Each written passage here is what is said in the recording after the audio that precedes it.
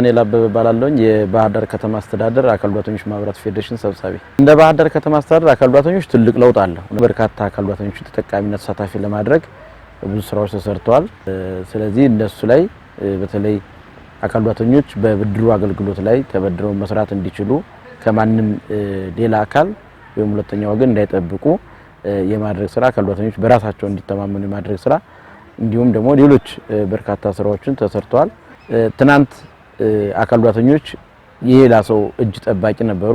ዛሬ ግን አካል ጉዳተኞች ሳይሆን እየለመነ ያለው ወይም እጅ እየጠበቀ ያለው ሌላው አካል ነው እያየን ያለ ነው። በተለያዩ መንገዶች ላይ ለማጥናት ሞክረናል፣ ለማየት ሞክረናል። በምናጠናበት ሰዓት ከአካል ጉዳተኛው ይልቅ ጉዳት አልባው ነው እየለመነ በተለያዩ ችግሮች እንግዲህ ሊሆን ይችላል እየለመነ ያገኘን ያለ ነው። አካል ጉዳተኛው ግን ዛሬ ወደ ስራ ተሰማርቶ እየሰራና ራሱንም ወገኑንም ቤተሰቡንም እንዲሁም ሀገሩንም እየለወጠ ወይም ደግሞ የበኩሉን አስተዋጽኦ እያደረገ እንዳለ ነው እያየን ያለ ነው። በዚህ ውጤት ላይ ደግሞ ጥሩ ውጤት ማለት አግኝተናል ብዬ አስባለሁ። በአካል ጉዳተኞች ዙሪያ ላይ የመጀመሪያው አካል ጉዳተኞች ይችላሉ ማመን።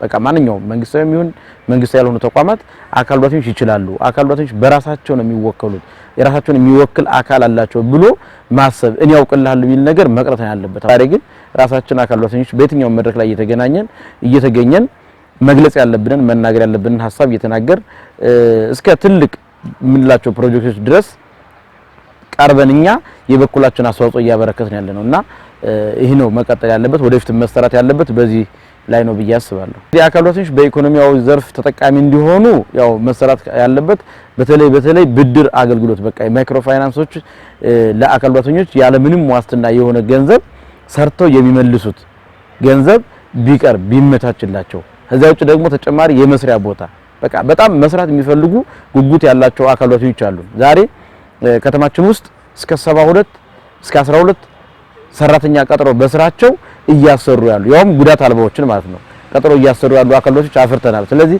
እነዚህ አካል ጉዳተኞች ደግሞ ዛሬ ካለው 12 ወይም 72 ሰራተኛ በላይ 100 እና 200 ሰራተኛ ቀጥረው መስራት ይጠበቅባቸዋልና ሌሎችም እንዲመጡ ስለምንፈልግ እንደዚህ አይነት ነገሮች ቢመቻቹ አካል ጉዳተኞች በኢኮኖሚያዊ እንትናቸው በጣም ከፍ ያለ ይሆናል ብዬ አስባለሁ።